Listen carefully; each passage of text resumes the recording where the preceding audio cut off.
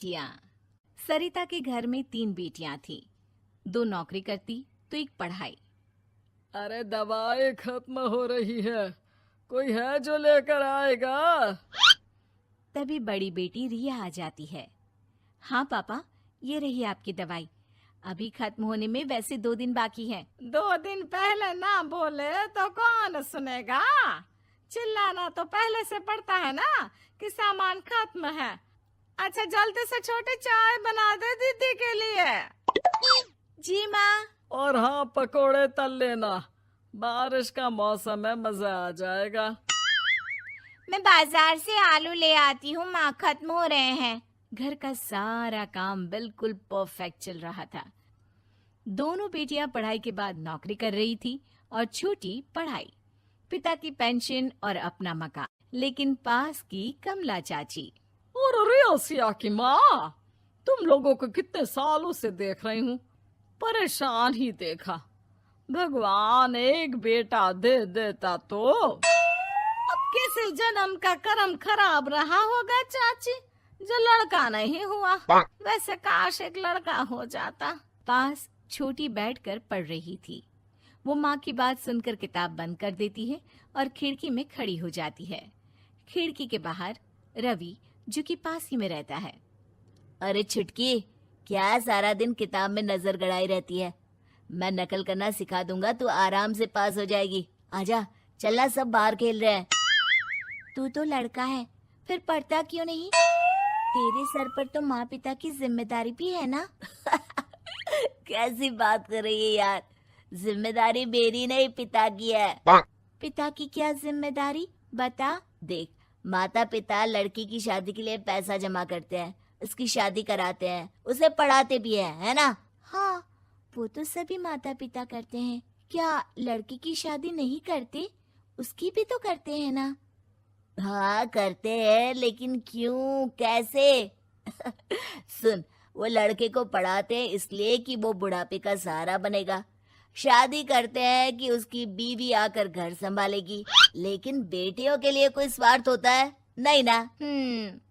तभी तो पैदा होते ही मुंह बन जाता है। अब तू सोच, तू किसी के घर जाए और वो तुझे देखकर मुंह बना ले तो कैसा लगेगा? वो तो पागल होते हैं। बेटियां जीवन भर माँ बाप के लिए सोच ले, लेकिन फिर भी वो उसे अपना नहीं मानते। बेटे दिन रात निखट्टू बने रहे, लेकिन उम्मीद उन लोगों से फिर भी बहुत होती है ना? चल छोड़ना, तू ये बता कि किस जिम्मेदारी की बात कर रहा था तू पिता की? अरे यही कि अगर बेटे को बुढ़ापे का सहारा और रिटर्न के रूप में देख रहे हैं तो इन्वेस्ट भी तो अच्छा करना चाहिए ना। छुटकी समझ जाती है कि समाज की सोच क्या है और चाहे जो हो जाए उसे किताब बंद नहीं करनी। तभी वहाँ बड़ी बेटी आ जाती है। माँ, अरे ओ माँ, ये ले मिठाई खा ले। क्या हो गया? लड़का पसंद आ गया क्या कोई? भाई ऐसा हो तो मिठाई ना ही खिला, चली जाएगी तो घर कैसे चलेगा?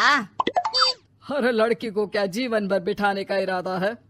तू बता बेटी, किस चीज की मिठाई खिला रही है, क्या हो गया? अरे पापा, आपको पता है ना, जिस डॉक्टर के अंडर में मैं काम कर रही थी, उन लोगों ने मेरे काम को देखते हुए मेरी स्कॉलरशिप पास करवा दी है। अब अस्पताल में ही क्लास चला करेगी, आगे की पढ़ाई भी और पैसे की कमाई भी। ये तो अच्छी बात है। तू पढ़ जाएगी तो छोटे को भी अपनी राह लगा लेना। बाकी मजली तो वैसे ही ऑलराउंडर है। तीनों बेटियों के बाद भी उन लोगों के घर किसी चीज की कमी नहीं थी। पापा, ये लीजिए कार की चाबी, मैंने आपके लिए कार ली है। अब आप कहीं भी जाएं तो अपनी कार से जाइएगा। अरे क्या जरूरत थी? जितना खर्च करोगी दहेज मांगने वालों के मुंह भी उतने ही खुल जाएंगे। तो हम दीदी की शादी ऐसे घर में करेंगे ही नहीं जहाँ शादी के लिए पैसे मांगने की जरूरत हो। अरे जो खुद खड़ा नहीं होगा वो हम लोगों के कंधे में क्यों शादी करेगा? क्यों पापा? अरे शादी में तो दहेज मैंने भी लिया था, तो क्या मैं तेरी माँ के कंधे पर हूँ? खुद की पेंशन है, बेटियां कमा रही हैं, मजे हैं। बस एक मलाल है कि बेटा नहीं हुआ। पापा, जब आपने बोला कि मजे हैं, मैं तभी समझ गई थी कि अगली लाइन में आप यही बोलेंगे कि मलाल है। कोई बात नहीं पापा, फिलहाल आप ये कार लेकर घुमाओ। माँ, तुम भी जाओ पापा के साथ।